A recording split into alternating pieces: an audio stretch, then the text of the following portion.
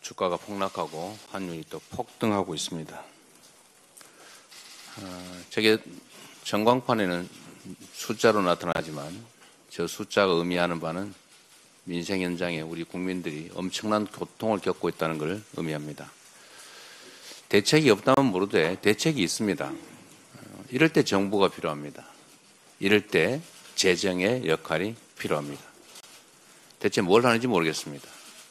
지금 몇 달째 이러고 있어요. 추경하자, 또 하겠다, 검토하겠다 한 지가 지금 몇 달째입니까? 제가 최상목 부총리 쪽으로부터 내가 들은 바로는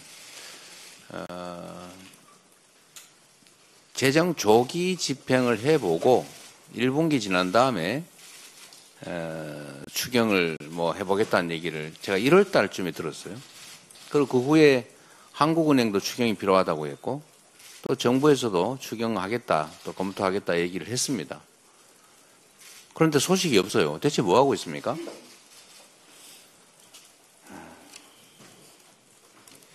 국민들의 고통에 대한 공감이 없는 거겠죠.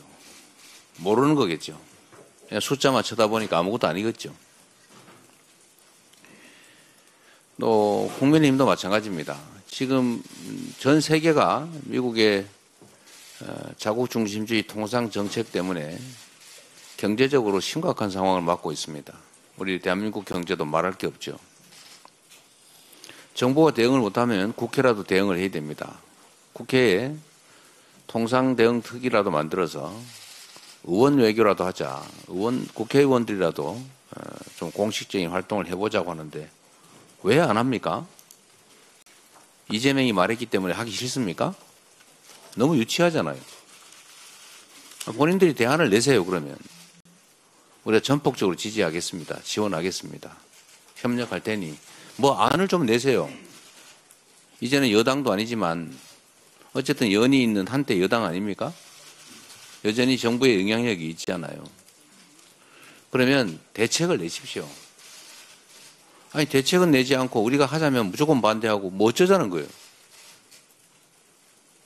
이 나라가 우리 국민의힘 정치인들의 놀이터입니까? 국민들이 저렇게 고통스러워하고 경제가 망가지는 거 보이지 않습니까? 정말 한심합니다. 아직도 반성을 안 하고 있어요. 지난 3년 동안 국민이 맡긴 권력과 국민이 낸 세금으로 대통령 놀이하고 권력 노름하다가 나라를 이렇게 망치고 국민들한테 쫓겨나고도 여전히 정신을 못 차리고 있어요. 지금 내란 수계 헌재에서 파면당했는데 그 내란 수계를 여전히 끌어안고 같이 가겠다는 겁니까? 왜 제재하지 않습니까? 혼이라도 내는 척 해야 될 거 아닙니까? 제명하시고 앞으로 반성해서 국민을 위한 정당이 되겠다고 하세요. 그래야 길이 열리지 않습니까? 그게 국민에게도 국가에게도 좋습니다. 본인들에게도 좋죠. 그냥 매달려서 어쩌자는 건지 정말로 이해가 안 됩니다. 개헌 얘기 지금 또 하고 있습니다. 제가 전에 말씀드렸습니다. 개헌 필요하죠. 대한민국은 이 5년 단임제라고 하는 이 기형적 제도 때문에 대통령이 취임한 직후부터 레임덕이 시작됩니다. 재평가 받을 기회도 없기 때문에 국정의 안정성이 없어요. 그래서 4년 중임제로 바꾸자. 전 국민들이 다 공감하지 않습니까? 동의합니다. 필요하죠. 또 때만 되면 국민의힘도 한 얘기가 있습니다. 5.18 광주 정신, 광주 민주화 운동의 정신을 헌법 전문에 넣자. 몇 년째 말만 하고 있어요. 네, 이번에는 할 수 있겠죠.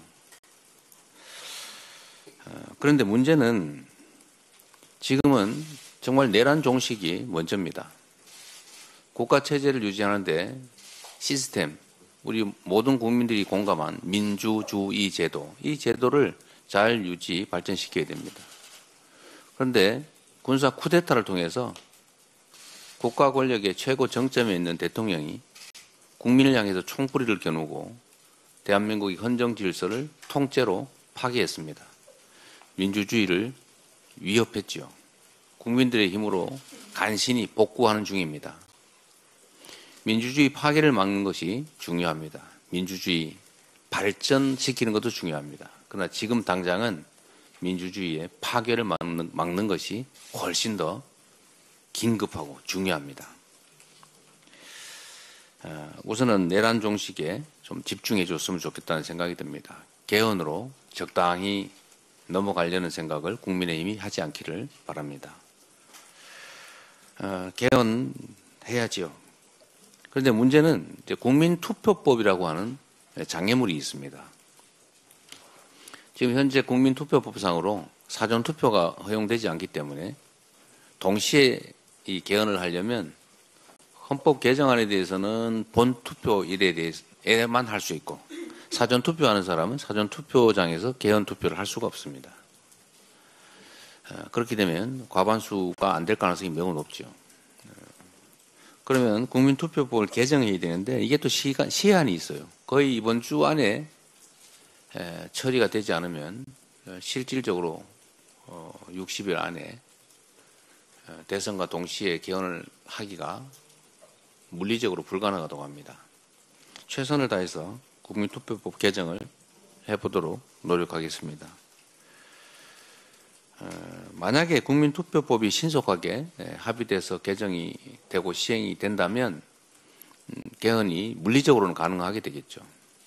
그런데 이 개헌 문제를 가지고 일부 정치 세력들이 기대하는 것처럼 논점을 흐리고 내란의 문제를 이 개헌 문제로 덮으려고 하는 그런 시도를 하면 안 되겠습니다. 그러나 5.18 정신, 광주 정신을 헌법 전문에 게재하는 문제, 또 계엄을 요건을 강화해서 함부로 남용해서 친위 군사 쿠데타를 할 수 없게 하는 것, 이거는 국민의힘도 반대하지 않을 거라고 봅니다. 광주 5.18 정신 역시 권력자들에 의한 친위 쿠데타를 역사적으로 경험한 우리 국민들이 그 현장에서 싸워서 이겨낸 그야말로 민주주의의 핵심 정신이라고 하겠습니다. 5.18 민주화 운동에 관한 5.18 정신, 그리고 계엄 요건 강화 정도는 국민투표법이 개정이 돼서 현실적으로 개헌이 가능하다면 곧바로 처리할 수 있을 것 같습니다. 내란 종식, 내란 극복을 지금 당장 중요한 과제로 추진한다는 측면에서 할 수 있는 일이라고 생각됩니다.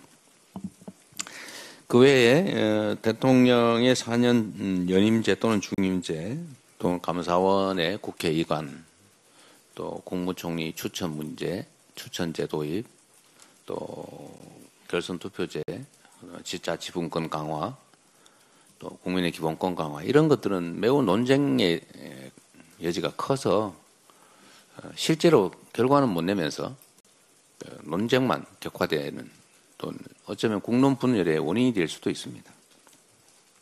이런 복잡한 문제들은 각 대선 후보들이 국민에게 약속을 하고 대선이 끝난 후에 최대한 신속하게 개헌을 그 공약대로 하면 될 것 같습니다.